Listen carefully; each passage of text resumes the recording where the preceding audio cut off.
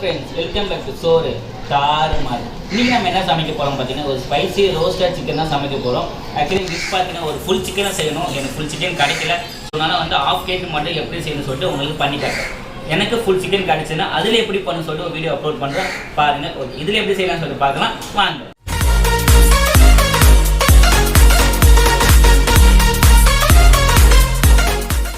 ஒரு பவுல்ல கொஞ்சோண்டு தயிர் ஆட் பண்ணிக்கலாம்.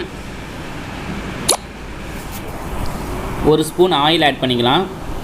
நீங்கள் எந்த ஆயில் வேணால் யூஸ் பண்ணிக்கலாம், ஒன்றும் பிரச்சனை கிடையாது. ஆஃப் லெமன் நல்லா புழிஞ்சு விட்டுக்கலாம். இப்போது இது மூணுத்தையும் நல்லா மிக்ஸ் பண்ணி எடுத்துக்கோங்க. இதில் ஒரு 3 ஏலக்காவை நல்லா நசுக்கி வச்சுருக்கேன், அதையும் இல்லை ஆட் பண்ணிக்கலாம். இல்லை நீங்கள் ஏலக்காய் பவுடர் வச்சுருந்தா கூட அதையும் இல்லை யூஸ் பண்ணிக்கோங்க. இந்த மசாலாவுக்கு தேவையான உப்பு மட்டும் ஆட் பண்ணிக்கோங்க. ஏன்னா நம்ம கிரேவி செய்யும் போது அதில் கொஞ்சம் உப்பு ஆட் பண்ணுவோம். ஸோ இதுக்கு மட்டும் கொஞ்சமாக உப்பு ஆட் பண்ணிக்கோங்க. இப்போது ஒரு ஸ்பூன் மல்லித்தூள் ஆட் பண்ணிக்கோங்க.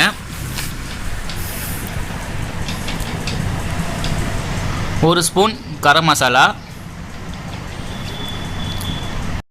சீரக பவுடர் இருந்துச்சுன்னா சீரக பவுடர் ½ ஸ்பூன் ஆட் பண்ணிக்கோங்க. அப்படி இல்லைன்னா சீரகத்தை நுணுக்கி கூட யூஸ் பண்ணிக்கலாம். 1½ ஸ்பூன் ரெட் சில்லி பவுடர்.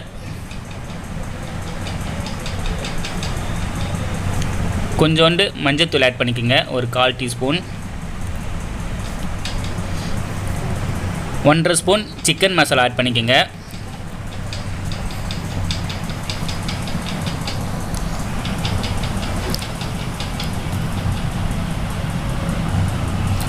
ஒன்றரை ஸ்பூன் இஞ்சி பூண்டு பேஸ்ட் ஆட் பண்ணிக்கோங்க.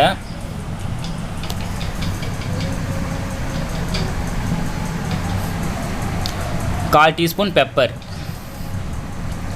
இப்போது இது எல்லாத்தையும் நல்லா மிக்ஸ் பண்ணி எடுத்துக்குங்க. இந்த மசாலா ஐட்டம் எல்லாம் பார்த்தீங்கன்னா ½ kg மட்டும்தான் நான் யூஸ் பண்ணியிருக்கேன். நீங்கள் அதுக்கு மேலே சிக்கன் எடுத்து யூஸ் பண்ணிங்கன்னா எல்லாத்துலேயும் கொஞ்சம் கொஞ்சம் எக்ஸ்ட்ரா ஆட் பண்ணிக்க வேண்டியது தான். எல்லாத்தையும் நல்லா மிக்ஸ் பண்ணி எடுத்துக்குங்க. இப்போது நம்ம இந்த ஸ்டேஜில் சிக்கன் ஆட் பண்ணிக்கலாம். நான் ஆல்ரெடி வீடியோவில் சொல்லியிருந்த மாதிரி சிக்கனை வந்து எலுமிச்சை பழம், எண்ணெய், மஞ்சத்தூள் விட்டு நல்லா வாஷ் பண்ணி எடுத்துக்கோங்க. அப்போ தான் நமக்கு அந்த நீச்சு ஸ்மெல் வராது. இப்போ எல்லாத்தையும் நல்லா மிக்ஸ் பண்ணி விட்டுக்கலாம். நல்லா எல்லா இடமும் கவர் ஆகிற மாரி நல்லா மிக்ஸ் பண்ணிக்கோங்க. இப்போது மிக்ஸ் பண்ணதை ஒரு ½ hour நல்லா ஊற வச்சுருங்க. பாருங்கள், நல்லா ½ hour ஊறி வந்துடுச்சு. இப்போது நம்ம எப்படி செய்யலாம் பார்க்கலாம் வாங்க. ஒரு ஹீட்டான தவாவில் 4 ஸ்பூன் ஆயில் ஆட் பண்ணிக்கோங்க. இந்த ரெசிபிக்கு எண்ணெய் கொஞ்சம் எக்ஸ்ட்ராவே ஆட் பண்ணிக்கோங்க.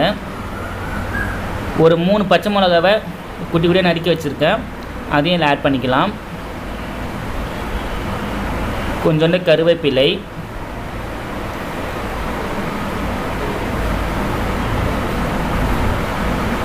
இப்போது இந்த ஸ்டேஜில் ஒரு 4 வெங்காயத்தை மெலிசாக கட் பண்ணி வச்சுருக்கேன், அதையும் இதில் ஆட் பண்ணிக்கலாம்.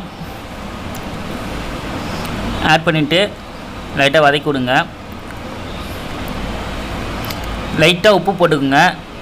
ஏன்னா வெங்காயம் வதங்கும் போது லைட்டாக உப்பு போட்டிங்கன்னா வெங்காயம் கொஞ்சம் சீக்கிரமாக வதங்கி வரும். நல்லா வதக்கி கொடுங்க. நல்லா கோல்டன் ப்ரௌன் ஆகணும். பாருங்கள், இந்த ஸ்டேஜ் வரணும். இந்த ஸ்டேஜ் வந்ததுக்கப்புறம் நம்ம 1½ ஸ்பூன் இஞ்சி பூண்டு பேஸ்ட்டு ஆட் பண்ணிக்கலாம்.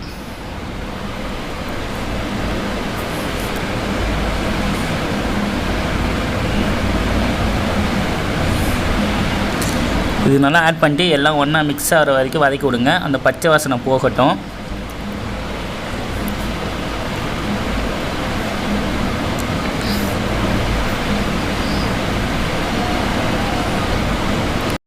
நம்ம இதில் காரத்தூள் ஆட் பண்ணிக்கலாம். ஏற்கனவே நம்ம சிக்கனுக்கும் காரத்தூள் போட்டிருக்கோம்.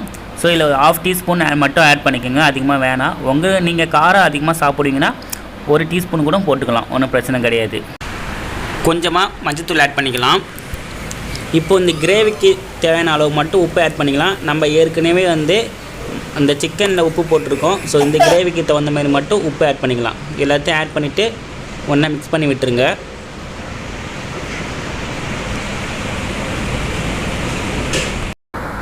இப்போது இதில் கொஞ்சமாக தண்ணி ஆட் பண்ணிக்கலாம். தண்ணி ஆட் பண்ணிவிட்டு இந்த பச்சை வாசனை போகிற வரைக்கும் கொஞ்சம் வேகட்டும். நல்லா வெந்து கொதித்து வரட்டும்.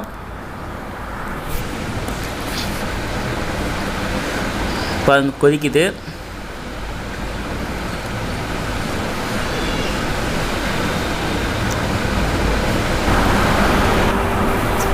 இப்போது இந்த ஸ்டேஜில் நம்ம மசாலா போட்டு ரெடி பண்ணி வைக்கிற சிக்கன் எல்லாத்தையும் ஆட் பண்ணிக்கலாம்.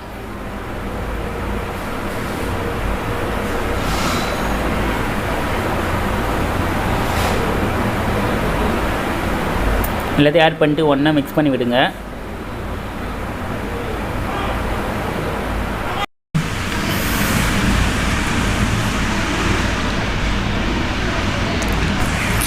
இப்போது இதில் வந்து லைட்டாக தண்ணி ஆட் பண்ணிக்கோங்க.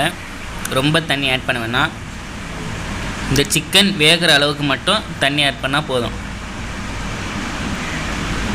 ஏன்னா இந்த ரெசிபி வந்து நமக்கு ட்ரையாக தான் வேணும். ஸோ இந்த சிக்கன் வேகிற அளவுக்கு மட்டும் தண்ணி ஆட் பண்ணிக்கோங்க. ஓகே, பாருங்கள் இப்போ எந்த அளவுக்கு நல்லா எண்ணெய் பிரிஞ்சு வந்திருக்குன்னு சொல்லிட்டு. ஸோ இன்னும் கொஞ்சம் நல்லா ட்ரை ஆகணும். ஓகே, நல்லா இந்த அளவு ட்ரை ஆனால் போகணும். இப்போ அடுப்பை ஆஃப் பண்ணிக்கலாம். ஓகே ஃப்ரெண்ட்ஸ், பாருங்கள் நம்மள ஸ்பைசி ரோஸ்டட் சிக்கன் ரெடி ஆகிடுச்சு. நீங்களும் உங்களை ட்ரை பண்ணி பாருங்கள். ட்ரை பண்ணி பார்த்துட்டு எப்படி சொல்லிட்டு மறக்காமல் கமெண்ட் பாக்ஸில் கமெண்ட் பண்ணுங்கள். ஃப்ரெண்ட்ஸ், இந்த வீடியோ பார்த்துருப்பீங்கன்னு நினைக்கிறேன். நீங்களும் உங்களை ட்ரை பண்ணி பாருங்கள். ட்ரை பண்ணி பார்த்துட்டு எப்படி சொல்லிட்டு மறக்காமல் கமெண்ட் பாக்ஸில் கமெண்ட் பண்ணுங்கள். நம்ம சேனல் இப்போ தான் புதுசாக பார்க்குறீங்கன்னா மறக்காமல் சப்ஸ்கிரைப் பண்ணிடுங்க. கூடவே பக்கத்தில் பெல் பட்டனும் கிளிக் பண்ணிடுங்க. ஓகே, இதோட உங்களை அடுத்த வீடியோவில் சந்திக்கிறேன். அது வரைக்கும் உங்களிடம் இந்த விடைபெறுவது உங்கள் நண்பன் சோறு தாறுமாறு.